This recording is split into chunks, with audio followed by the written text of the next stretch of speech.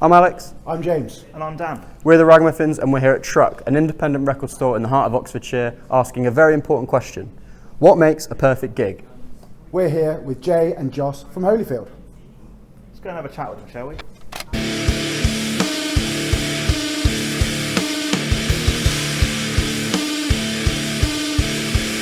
Hello, we're joined today by Jaye and Joss of Holyfield. Thank you both so much for being here. Thank you for having us. Thank you. I guess the first question we want to know is, what was the first gig you ever went to? So for me, it was, I think it was called the Carling Academy at this point in time still, which is now the O2 Academy in Oxford. And it was Kids in Glass Houses with, I have no idea who the support was, but yeah, me, my sister and my dad went along. And there's a funny story actually. I bought a shirt which had the Kids in Glass Houses logo on it, but on the back it said "fuck the police," and I didn't realise that it was like the same shirt. I thought it was two separate shirts, and then ended up wearing that shirt to my friend's house, whose dad was a police officer. So good first experience. Sort of like moving along the wall, so they didn't see the back. I had to run and find a hoodie and go back to his house. I think on a technical level, my first gig was probably Rod Stewart. Because my dad used to work for him back in the day, but I was obviously like a wee little kid back then. But I think the first gig I went to with my own volition was probably, I think it was Periphery. I think it was like 2014.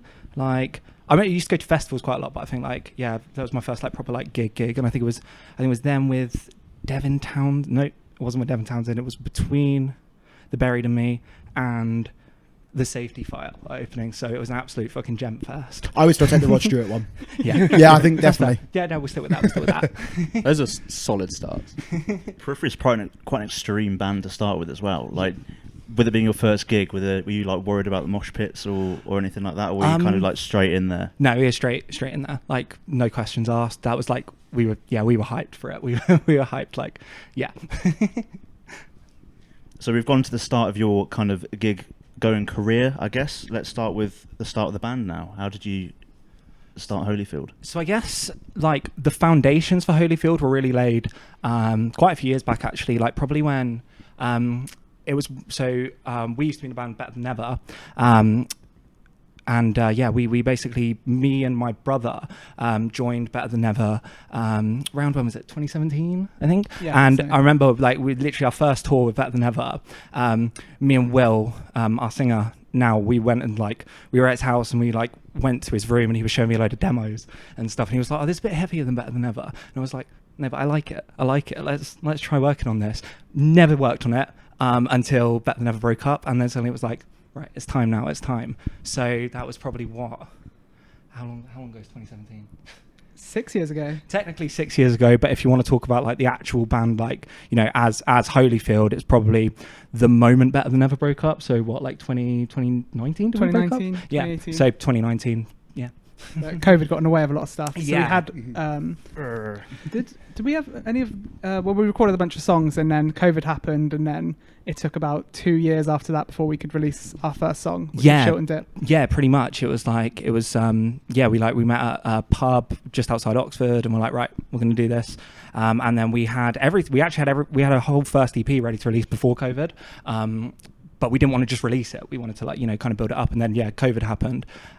So yeah, it was like a bit of a waiting game after that, and finally we've gotten some stuff out. But yeah, a little bit of a waiting game. Yeah, awesome. I guess the question that I've got is like, obviously you had Better Than Ever before, and I'm wondering like what sort of lessons or experiences that you've learned from that band have you been able to sort of carry over into this one, maybe like pitfalls that you've been able to avoid this time around, things like that. I think a good one to start, which I think is a lot of local bands or scene bands have this, where there's a lot of jealousy when you first start off. You see your mate's band or some other band you've played a show with, and they're doing something really sick, and you think, that should be us, we're so much better, we're doing this, we should be there. And then you kind of get quite bitter about everything, and then later on you realise that everyone's mates, everyone's doing really well, and it's really nice to see your friends' bands doing like really good stuff. So yeah, I think not being jealous and being happy for everyone and what they do is like a really good point, because I think it's a lot easy for bands to sort of burn out getting worried about what everyone else is doing. Yeah, easily. And I think also like for us it's kind of like, I think we're Better Than Ever, like I wouldn't say like they were like we were coasting for a while, but like we were kind of like, you know, we there was a lot of like, you know, it was kind of we had that mindset of like, you know, like just get on any gig you can, and then, you know, which works, and obviously, you know, you've got to do that to some extent, but it was like, you know, we'd be playing with, like, on bills with like, at least before I joined the band, I remember always seeing Better Than Ever playing with like, you know, random bands that had nothing to do with like the sound and whatever, and it's just like, you know, you can get new fans like that, but it's kind of like, I think for us the most important part with Holyfield was like, right, we're not like kind of skimping on this, we're kind of like, you know, we're making sure we're gonna try and like play with like similar bands, and, you know, like and you know, like kind of just try and keep open-minded, but, you know, kind of try and also play shows with people who would be likely fans, rather than just playing any show and hoping random people just start listening to our music, you know. Which, yeah, I think it's just kind of just trying to be more kind of, I don't think concise is the right word, but just kind of like trying to keep it more like, be more direct, you know, with it. Yeah, absolutely that, yeah.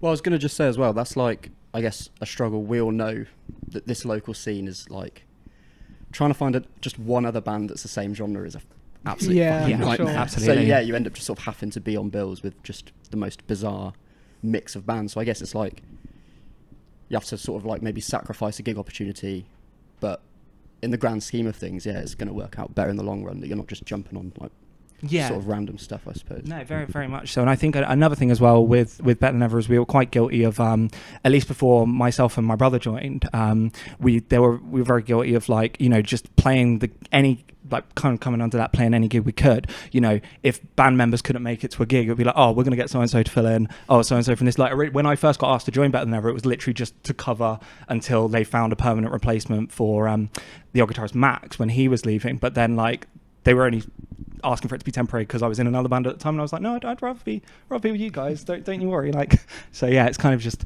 yeah, but like, yeah, local scenes, they're hard, man. They're hard. It's hard grind. Yeah, absolutely. So we're here as well to find out your perfect gigs. So you're going to have a 4-band bill here, each of you, and you're going to have a venue at the end of it where it's going to be. So we're going to start right at the beginning, opening it straight up at the front. Which one of you would like to go first? Oh, yeah, I'll go first, I think. So Sounding confident. So it's a bit of a rogue mix of bands. It's not a coherent gig. It's not like all pop punk or metalcore. That's fine. It's your perfect gig. So are we doing venue last? Venue right at the end, yeah. The first band is going to be Arm's Length, who are recently on tour with Hot Mulligan on their like UK Europe run. And before the show, I'd listened to a couple of their songs. I saw them live. It was me and Joss were there together, and my partner, and I was absolutely blown away by them. It's like emo hardcore, sort of closer to emo, but with like a lot of like the old hardcore roots.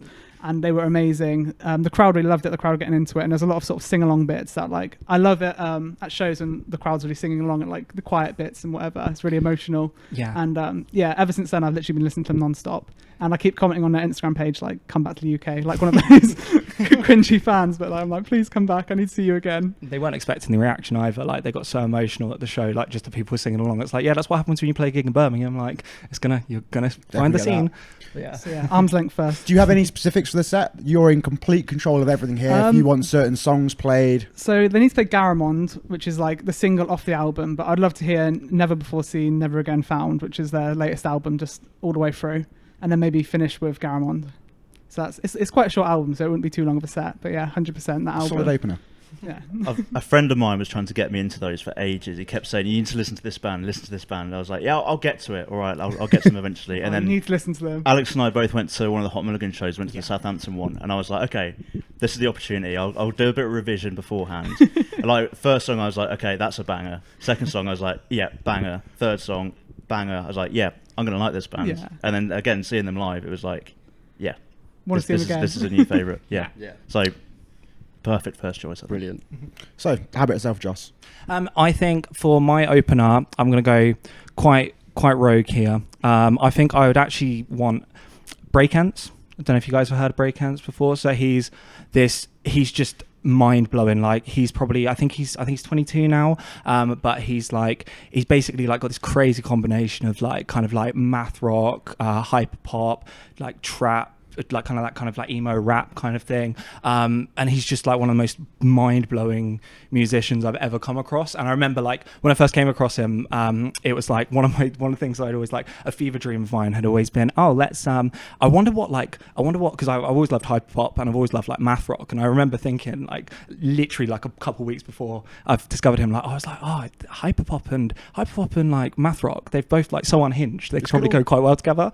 And then I discovered breakdance and I was like, well, someone's already doing it, great. But he's like mind blowing, like he's already on like Sony and stuff, like just off his like second album. So it's just like, yeah, like as an opener, like I can't think of anyone better for my Dream Festival.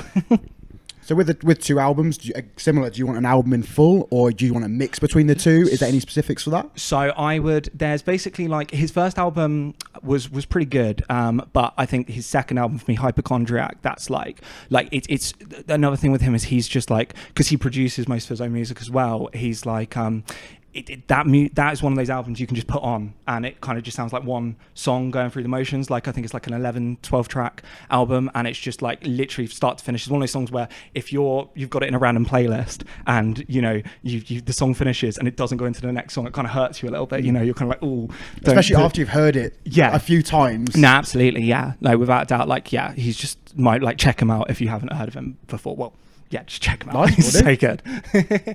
Sweet, awesome. One thing that we're always fascinated by when we talk to bands is like every band has their own process when it comes to writing. So I was just wondering for you guys, from like the first idea of a song to the end, what's the process looking like for you? I think like, do you want me to take this one? Or? Yeah. So I'm here for the vibes type. So add some bass parts here, edit some bits here, but I'm not like a main songwriter. That's more Joss and Will. So like I think for the most part the band kind of I think the way we write stuff mostly it's kind of it starts off, will kind of like come up with some like a demo for a track, and it'll kind of be quite like skeletal kind of, so it'll basically just be like kind of the structure, maybe a couple of like basic riffs in there, and then like most of the electronic ideas, because that kid's a genius with electronic stuff. We didn't even know, because obviously never used it in Better Than Ever, so it's like, whoa, this kid can do this, wow, something new. Yeah, literally. But I think so we'll kind of like, we'll come up with like a lot of ideas, and sometimes I'll come up with some ideas and go to Will, and then he'll be like, oh, that like I was thinking of something that would kind of work quite well with that. But Will kind of write like skeletons of the tracks, and then kind of like I will at practices, like me and I'll kind of build up the guitar side of it, and then like kind of my brother Toby, he'll kind of like work on the drum side of things. Like, don't get me wrong, me and Will, we're pretty good at writing drums, but in terms of writing stuff that can realistically be played, we kind of need it. Better Than Never was worse for that. Yeah. James Harris, our old singer of Better Than Ever, would write like you would need to be a drummer with 4 arms to even consider playing it. Yeah, absolutely. But yeah, like because basically Will writes most of the stuff on a 6 string, and all of our songs are on 7s. So Will will write in like drop C, and then my tuning on the 7 is basically drop C on the highest 6 strings, and then it's like a low F on the 7th. So basically we'll like use kind of, it's good because it kind of means you can keep the key consistent, but then like I can be like, oh, that note there would sound a lot better if it was an octave down on this string here, and you get a bit of that more like, I don't know, I think it kind of like sets our sound apart a little bit more. Like you're getting a lot more heavy pop punk bands kind of coming out now, or like, but yeah, it's kind of so yeah, it starts off Will and myself, and then we kind of build it up as a band, and then I kind of we'll write some of Jay's parts, and then be like, Jay, you comfortable with this? And Jay will be like, I don't think I can play it, and we'll be like, you can. I'm the worst bassist in Holyfield. It's a lie. It's a lie. Not the best, but not the worst. But no one else is the worst. Love the confidence there. Yeah, at least you're kind of hyping them up a bit. Yeah, kind of. Yeah, you are. That's you why are I try and write them challenging parts. You can do this. They can. They need to believe in themselves a little bit more. Cool. There's obviously like a clear pop punk influence in your music, but there's kind of some sneaky bits of like a lo-fi hip hop kind of coming in there as well. What are your influences outside of pop punk, would you say? So I'm kind of like, I don't know, I kind of listen to, I'm kind of similar to Jay in the regard of like, I think I listen to a lot, pretty much everything, but I think I'm a bit of a sucker for like, obviously gent. Yeah, like I'm just a gent kid through and through. Probably a bit of a detriment to myself, but like I love like Meshuggah, like Velamar are one of my favorite bands of all time. Yes. Like that, and Periphery as well, like as I already mentioned. And like the UK as well, especially for like the gent scene and stuff, like kind of pretty much didn't start here, but you know, you had like, you know, like Sixth, and then obviously, you know, you had like Tesseract, Monuments, like, and you know, all these crazy good bands from around here. So it's a good genre for if you want to go see them live, basically, because a lot of the bands kind of, you know, come from around here. But other than that, I'm really into my hyperpop, and I think I'm into like a lot of like, I think like emo, like just kind of like one of my favorite bands of all time is Movements, and they're like, you know, that album Feel Something is just fantastic. Incredible. Like, it's just incredible. Like I remember I'd heard of them, and then like I think it was Full Circle just popped up on my YouTube, and I was like, what?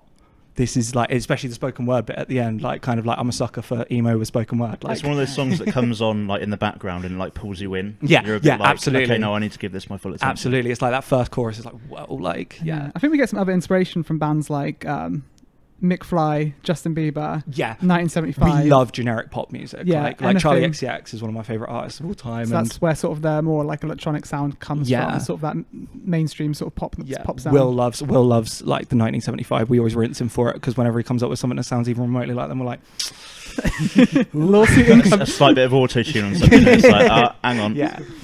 No, literally, it's yeah, but we're pretty, you know, we're kind of pretty malleable with our influences. Yeah. Like I think everyone in the band kind of listens to a bit of everything, but I think like kind of pop punk's the main common ground between most of us. Like my brother, he was actually listening to pop punk before I was. Like most of my pop punk knowledge when I was a kid was from overhearing him playing like, you know, like American Idiot and like, you know, Blink-182 on like full blast, and like me picking up the melodies without even realizing it, and then being like a few years later actually listening to them with my own kind of volition and being like, whoa, I recognize this. I guess it makes it more interesting as well, because like if the four of you were just all pop punk all the time, then the end result would just be a little bit. Oh yeah, 100%. Yeah, absolutely. I think that's kind of, and I think like that's kind of one thing, at least for me, I always felt was a bit of a hindrance with Better Than Ever, is like we were kind of just pretty generic Budget pop Rome. punk. Like we got, what was it, Kerrang referred to us as what was it, we got referred to as state champs for if you half their if you half their IQs. yeah, state champs if you half their IQs, which wasn't wasn't untrue though. That's but or Budget Rome. yeah, Budget Rome. But like we kind of like, I think that was the most exciting thing for Holyfield, is it was like, I remember like putting my foot down at the first meeting, like being like, right, we can be pop punk, but it's got to be interesting. I think there's so many bands in it, you've got to stand out a little bit as well. Absolutely. Yeah, and it's like, and you know, there's already so many bands doing, you know, 10/10 pop punk, you know, like, you know, you've got your Neck Deeps, you got like, you know, any band of that, you know, Volition, like, you know, like Waster, you know, like all these like huge like UK bands, like you said, like Rome, like As It Is, you know, so many of these like UK pop punk bands that are already, you know, doing it super polished, like exactly how people want to hear it, and it's just hard to get like a hard to kind of get in there, like, and kind of be like, oh, you know, we started to build up a bit of a fan base with Better Than Ever, but it was quite, it was like, you know, it was still hard to like get people to shows a lot of the time, just because, you know, there'd be another band that was better than us in town like later on that week or something, so people would be hoping for that. But I guess it also ties into like what we were saying earlier, like trying to get on bills with bands that are slightly outside of your world is easier when you've got like those extra influences that add another dimension to your sound. We could probably fit into a multitude of different sort of shows, and with sort of any, if you're sort of more generic, it's like you have to go play with another generic pop punk band, otherwise it just sounds really odd. It's almost like the opposite, like Better Than Ever was playing random shows with other people while being like a straight up pop punk band. Now you've got like more openness. Oh yeah, 100%. That you can actually take those shows and be like a lot more comfortable. Yeah, absolutely. I think it's like, it's definitely, you know, like genre bending is becoming such a common thing now. You know, it's nice to see, like, you know, no one's really, you get your bands that are still doing kind of the you know, spit and sawdust types of the genres, as it were, but like, you know, it's kind of good to see, and it's kind of, you know, giving us a lot of like hype basically for where we can take this band and who we can take it to, sort of thing. It's exciting. So we're going to circle back around to your perfect gig. Okay, number 2, Joss. So number 2, I think to keep that connection from like, I say like the more kind of unhinged breakent stuff, I'd say Pale Dusk would be my number 2.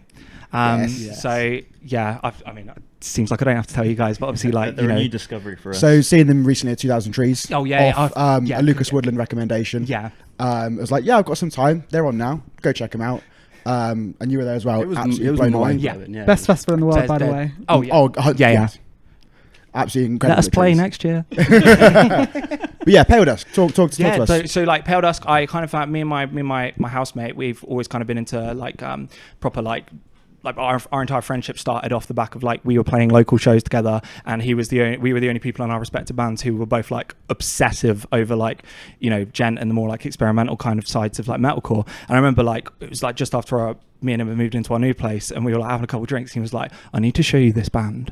And I was like, who? And he was like, just there's this song they got, No, by a band called Pale Dusk. I think you'll like it. And I like within like the first 2 seconds I was like, whoa, this is like just crazy. And it's like, again, they kind of do that hyper pop thing of just like super like kind of choppy but like and like all over the place, but somehow consistent and an actual song. It's not like so many people just will do that, you know, like stop start kind of like, you know, completely crazy riffs that don't kind of meld together. And I think that's the best thing about Pale Dusk is they just kind of they're just mind-blowingly hyperactive and somehow still so like, you know, solid. It's great to see. And you know, like I still haven't managed to see them live yet, so pretty jealous of yourselves. Very energetic, very fun, and all over the place on the stage as well. You're watching something everywhere. There's flips, there's spins. Yeah, literally. A lot of crowd surfing from vocalists as well. He was everywhere, so highly recommend them for sure. Such a good band.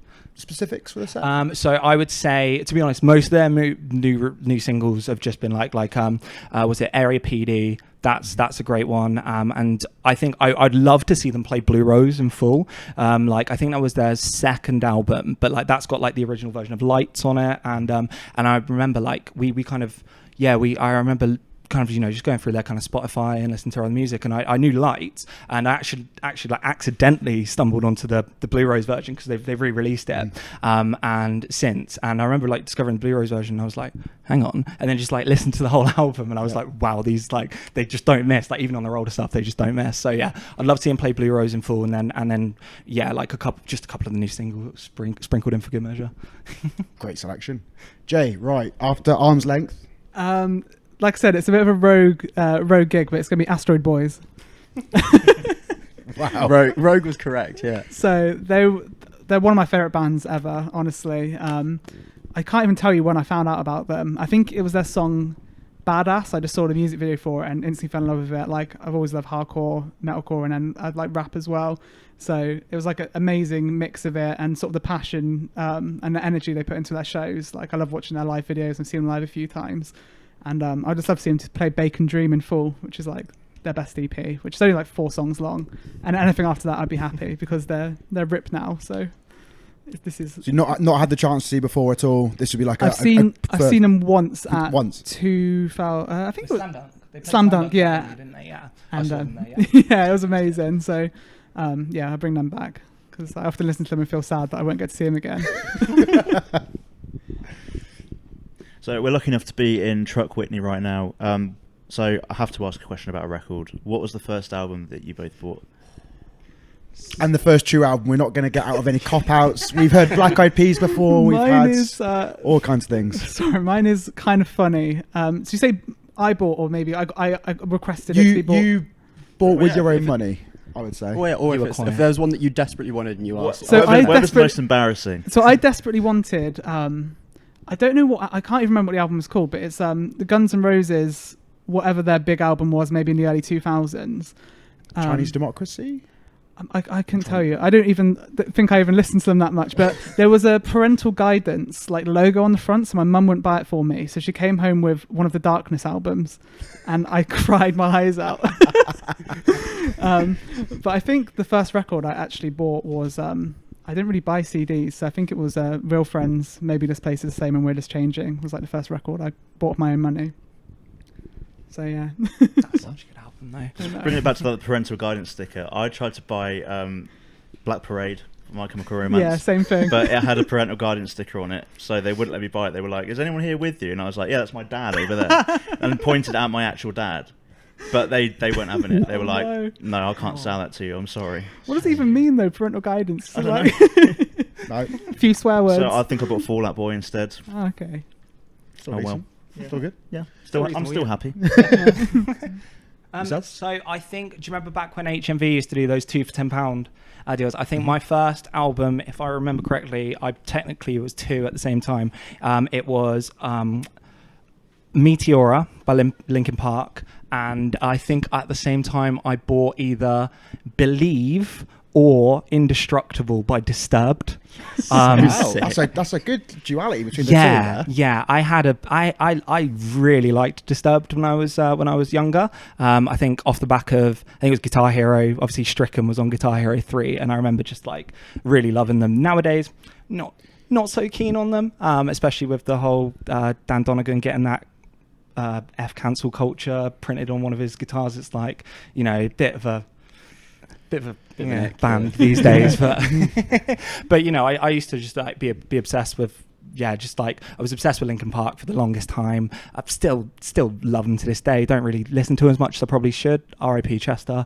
But like, just like that was Linkin Park, probably like the most formative band for me in terms of like my younger years and stuff. And I listened to some really obscure, I say obscure, they're very like very popular, but I used to listen to some weird bands. Like I used to listen to like Disturbed, like Five Finger Death Punch, bands that like now if you even like played the start of a song, I'd be like, can we change it please? Like, you know, just not my jam anymore. But yeah, back then Wee Little Joss was loving David Draymond's gutturals, I think you could call them, weird noises. Yeah, weird noises. We'll go weird noises, I reckon. Yeah, let's go for that. So we're going to go straight back to Perfect Gig. Jay, number 3. Who's coming on after Astro Boys? Is the best metalcore best metalcore band in the world currently, Alpha Wolf. Yes. My partner Bron, she showed me number 2 from Mono, and I was like in love. It was just, they're insane, like so heavy. His screams are just ridiculous. And yeah, everything they've released recently, especially the split of Holding Absence, are just amazing. So my stipulations would be they have to play number 2 from Mono, Akudama, and what's it called, 60 Centimeters of Steel, because that song is just ridiculous.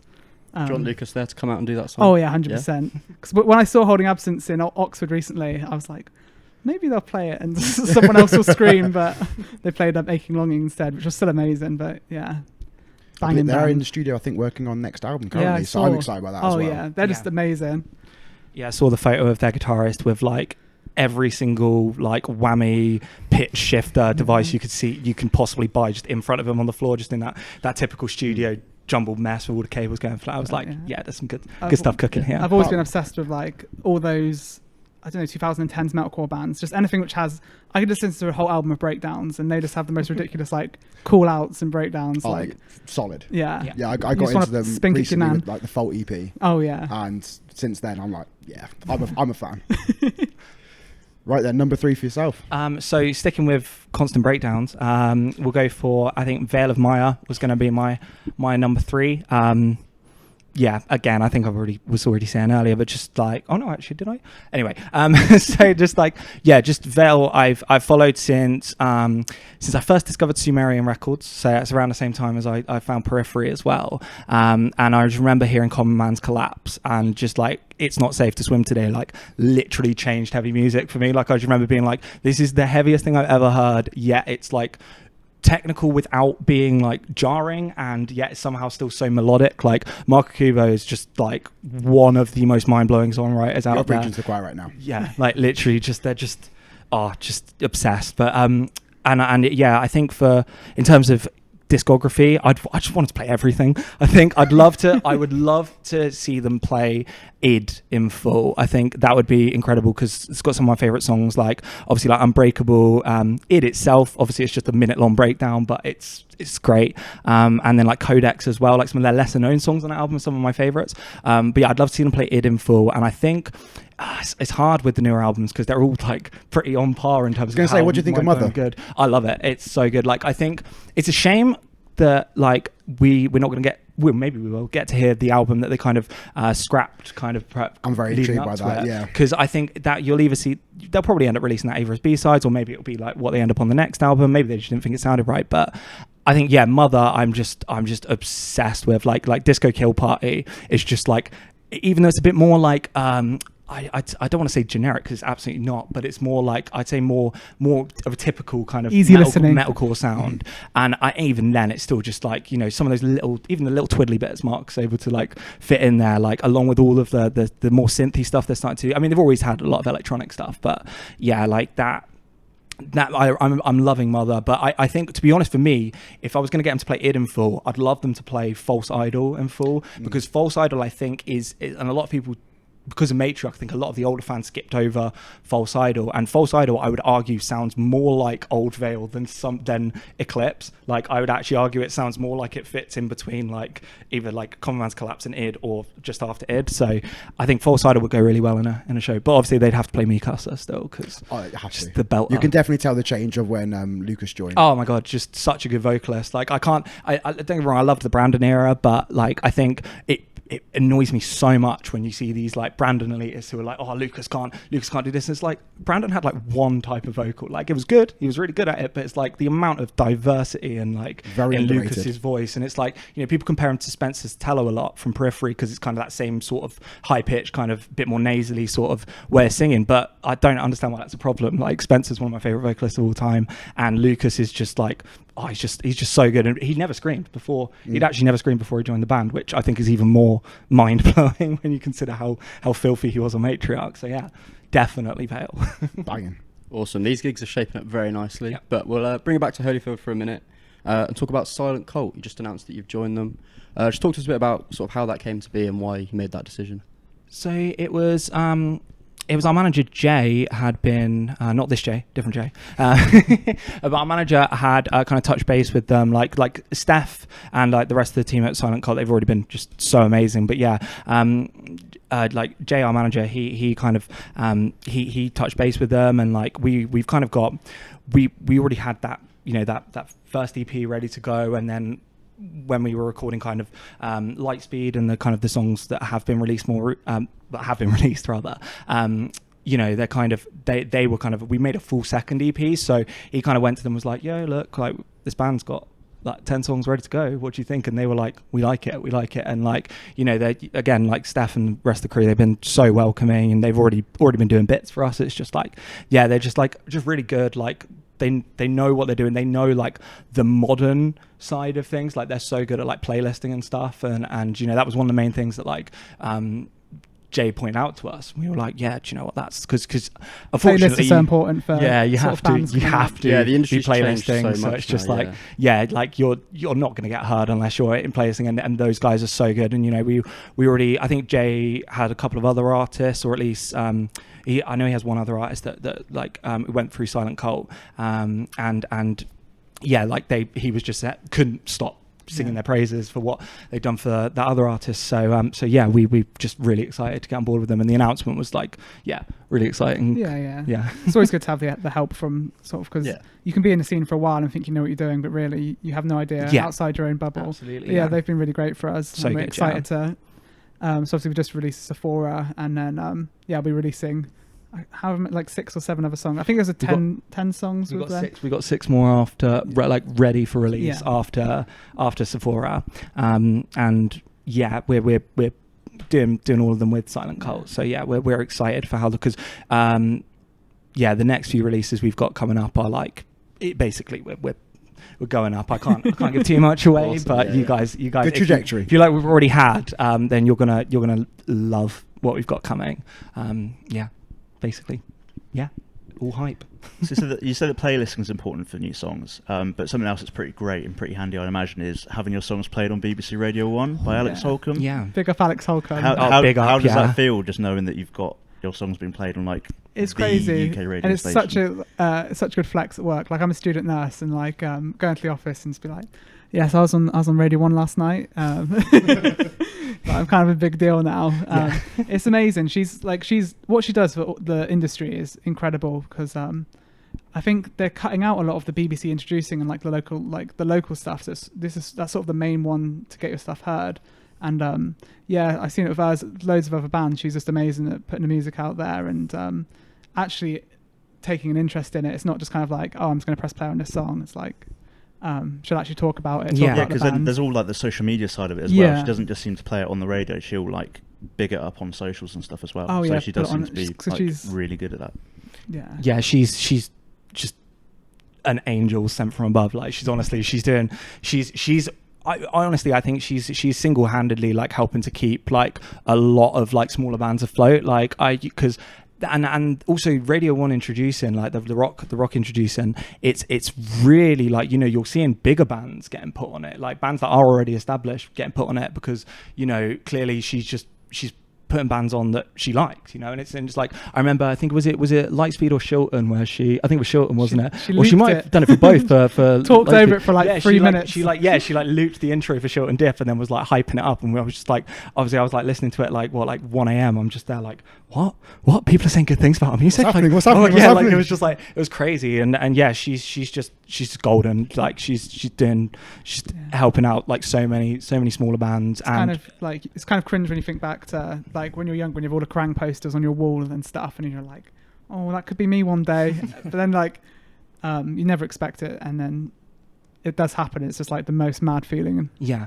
And like I had like people I didn't even realize had like seen tuning into it. Like, and I had like a couple of friends message me like the day after. I think it was it was when Shilton got played, and I was like, I didn't tell you to go do that. And they were like, yeah, but we saw you guys post it, and we wanted to listen in. We love Radio 1 and like introducing rock, and it was just like, yeah, it's just the reaction's been great, and we've seen, you know, people coming to us just off the back of like having heard us on introducing. And it's also quite funny, like we're obviously we're not the only band from the UK pop punk scene to have kind of rebranded and kind of like, you know, restarted and stuff. So it's really funny when we'll be on a show with like some of our mates band that we didn't even realize we're going to get played on it, and then we're just like, hang on, like I think it was oh my god, who got played the other day? Goldbloom. Yeah, Goldbloom got played on it. We like knew them from back in the day when well, I don't know if when Benji and Damo were in you know, The Drill, like we knew them from back in the day. Happy Days, when they got played on the same show as us, and like we knew Luke from touring when he was a guitarist in Woes, when we were back in Better Than Never. So like I remember like, yeah, it's just so good. It's kind of like, it feels like almost like a bit of a reunion, except we're on Radio 1, so it's a pretty surreal reunion.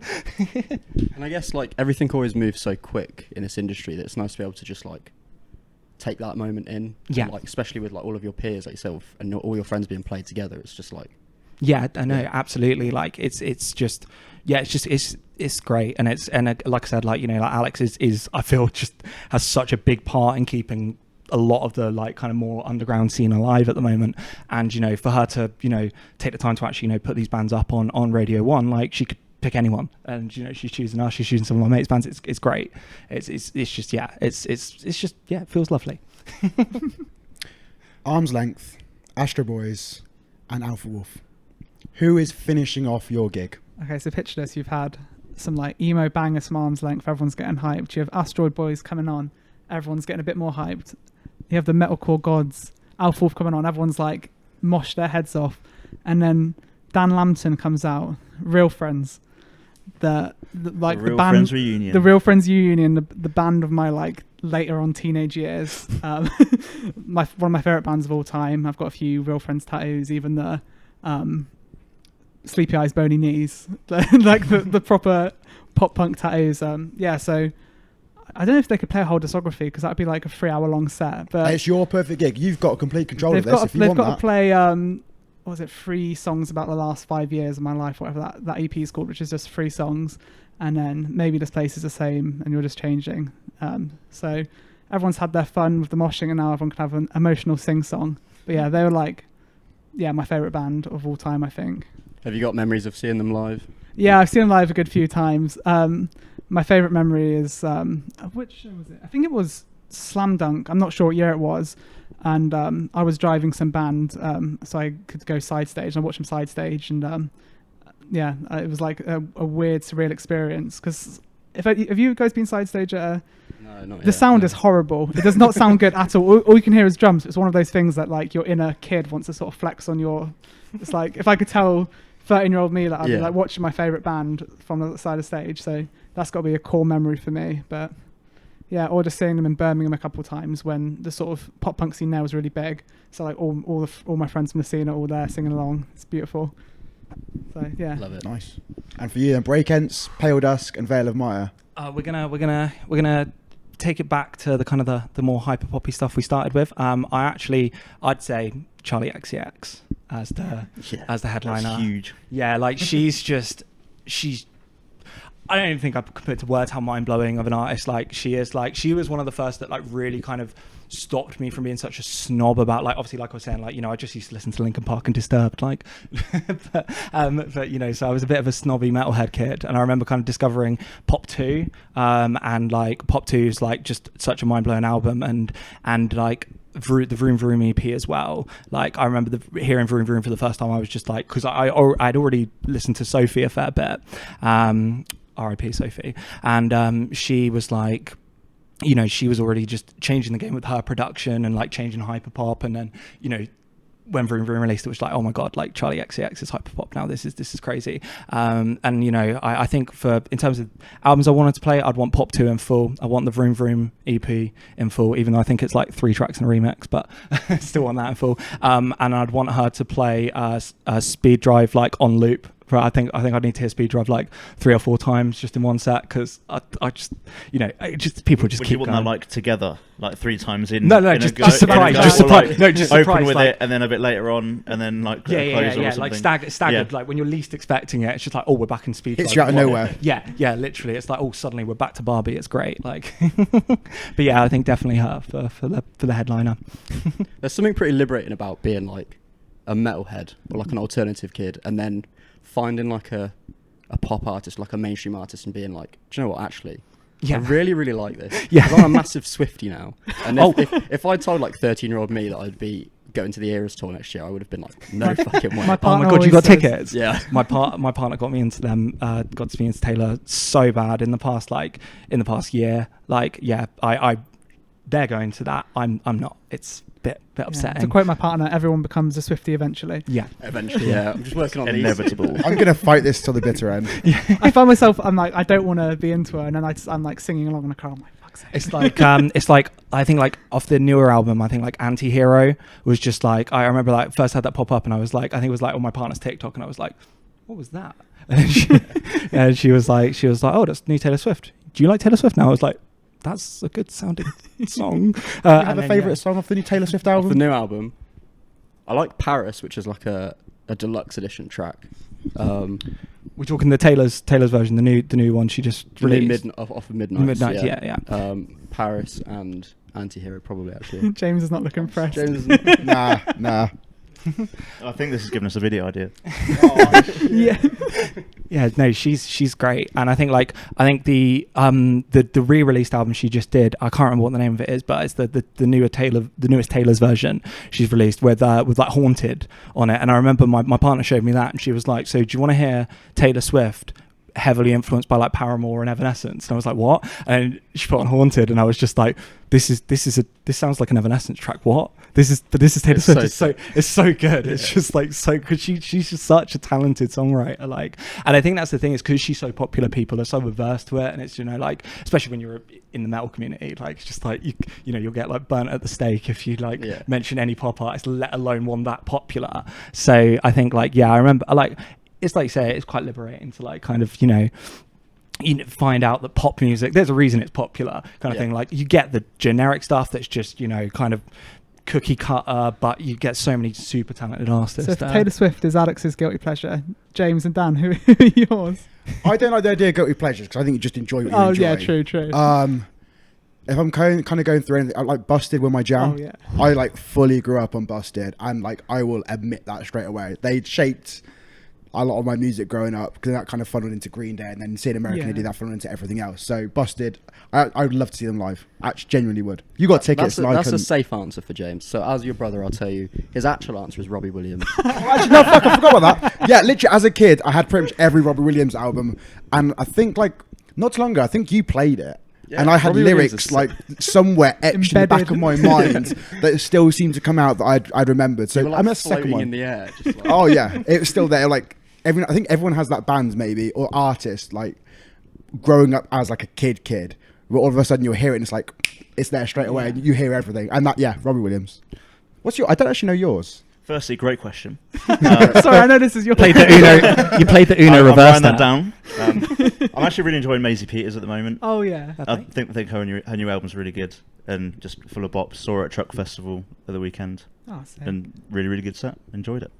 What would yours be, Charlie XX? Sort of your No, not guilty pleasure, but just no, like. But I think for me, like in terms of like when I was like stuff that I kind of like listened to when I was younger. Me and my flatmate, we've got a joint favorite artist of Justin Timberlake. I don't think you can go wrong with a bit of JT. I think Justin Timberlake's one of those artists where it's like it's never been uncool to listen to Justin Timberlake, but again, like, you know, wanted to be a metal kid, like when I was younger, like I didn't ever feel like I could mention it, and now you've got so many metal bands that are doing that type of vocal, and it's just like, you know, like it's kind of great to see it kind of working its way into like more modern heavier music, because then I feel a bit more comfortable being like, oh yo, I've been loving JT since I was like wee high, so and I think like, but yeah, I feel, I don't know, it'd probably be Craig David along the same sort of lines as well. Like Craig David, I didn't even realize how much of his music I knew, and then I just kind of like got on a bit of a hype. I think it was like at karaoke night, and I can't remember what song it was I ended up doing, but like we were just we just rewind. Me and my mate got up and started like doing rewind, and then I went back listened to the album, and it's just like that first album of his is mind-blowingly good. Again, that's a start to finish banger to banger album. But yeah, I don't think any of those are really like particularly cringeworthy in terms of like. I feel less guilty. I don't think I have one. I think off the top of my head, who gets a lot of hate is Ed Sheeran, who I love. But I don't know. I listen to literally everything. I know that's like a meme.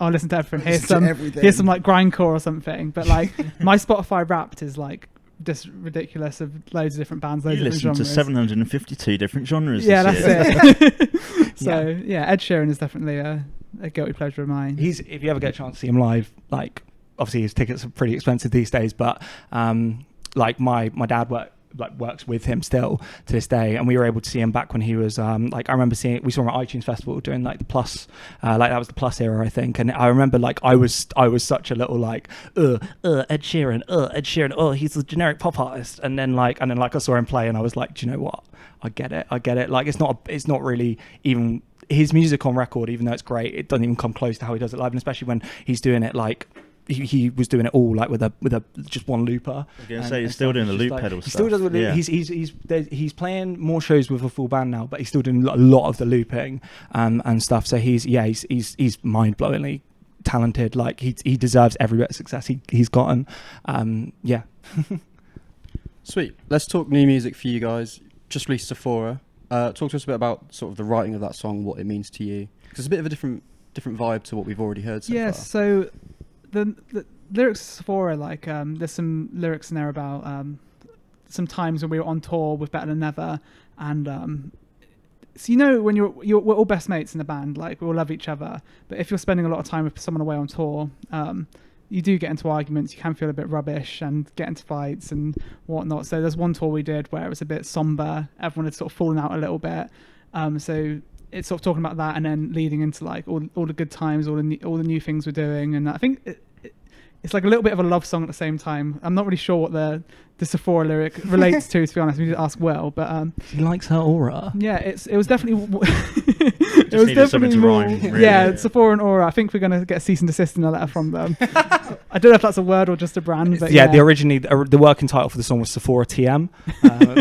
To take it out. Let's take that out. Yeah, so it's definitely one of the more like chilled, more electronic ones on the album. Then we reworked it quite recently and added some bits onto the end of it to sort of make it flow a bit nicer into the rest of the songs. Yeah, it's like it was kind of it was one of those songs where we kind of when we first started talking to Silent Cult, they were like, okay, well, like, you know, EPs and stuff, like what do you want to like wrap up this kind of first EP of like off the back of, you know, the first 3 tracks we've already done, and we were like, you know, I'm in an R about it. And Sephora, we were like, this is a really good song, but we just like, there's something missing, and yeah, we reworked it recently with our boy Simon Jackman, big up. One of the best producers around. We went to him. We were like, yeah, we need to, because we had a lot of auto tune in it first time around. Like, it was very when we first started this band, we were a lot more trap influenced. There was a lot more like Will had a lot more auto tune on his voice and stuff, which is come through.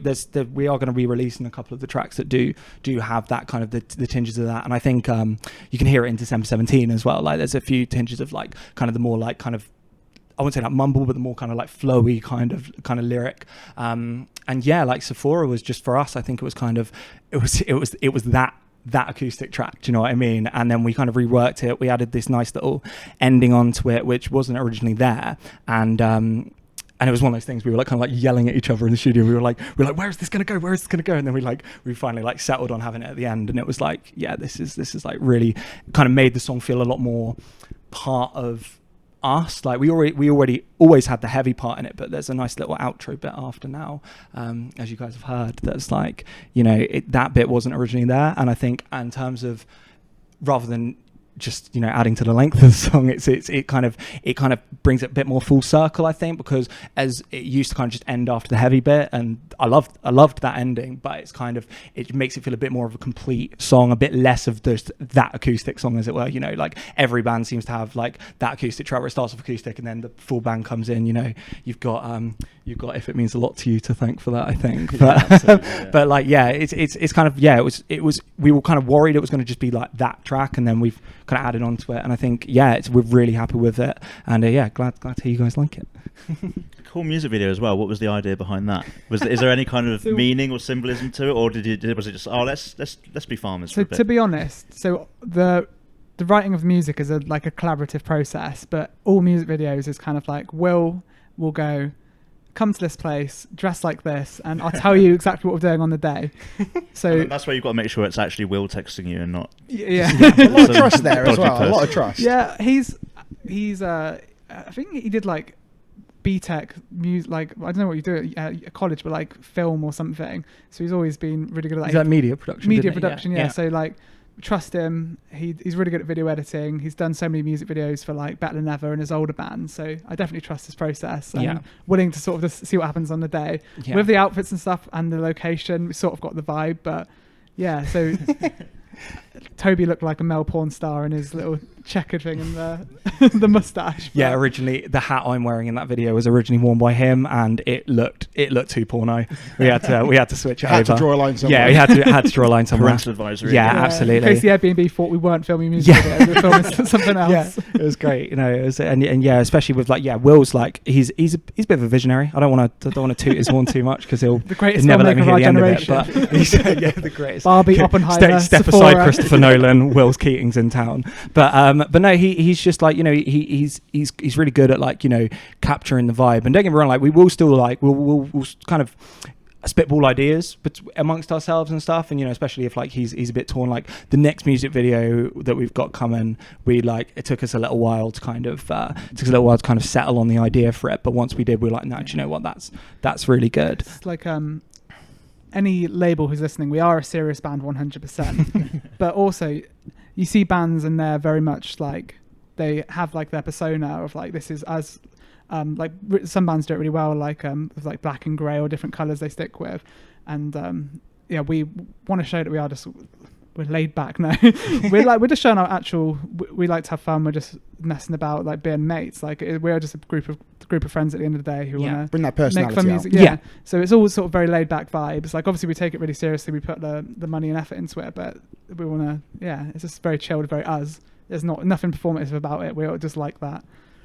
Which I think is a really healthy way to look at it, because like Foo Fighters are a great example. That like incredible songwriting, but all of their videos are just them having a fucking laugh, and it makes the videos more rewatchable as well. Yeah, 100%. I only found out recently with speaking of Foo Fighters, I only found out recently that on the I'm pretty sure Jack Black and Kyle Gass were like pretty last minute additions onto that music video, and then on the Learn to Fly video, and then it was actually off the back of that they ended up getting Dave on board to be the devil in tribute. Wow. I'm pretty sure that's the timeline. Don't quote me on that.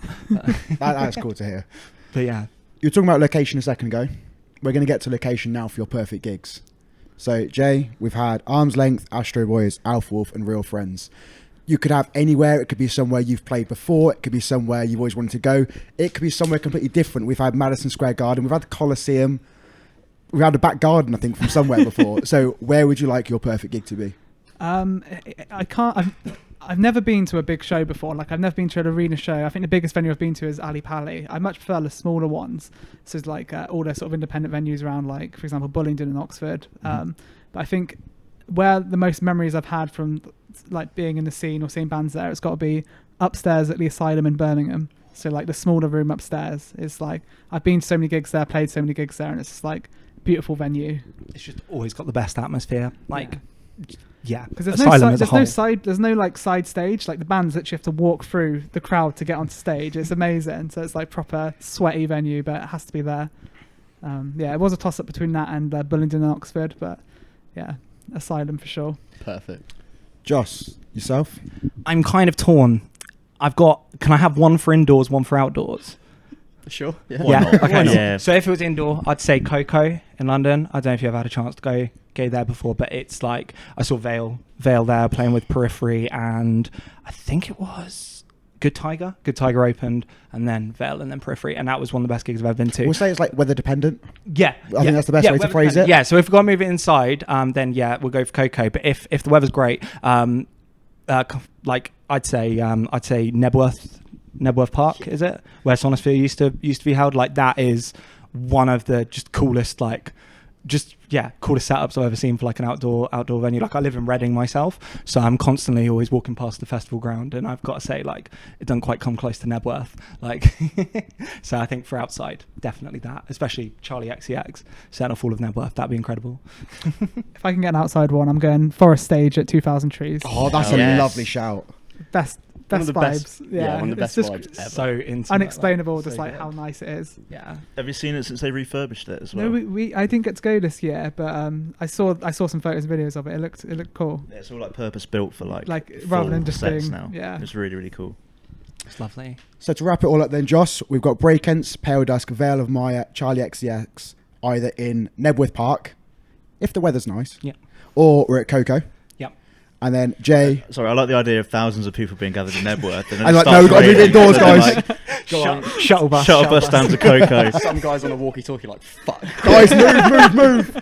Yeah, no. And then the for you, plan. Jay, we've got Arm's Length, Astro Boys, Alpha Wolf, and Real Friends. Again, outside in the Forest Stage at Trees, a great venue. Or if not, Asylum in Brum. Are you happy with your perfect gigs?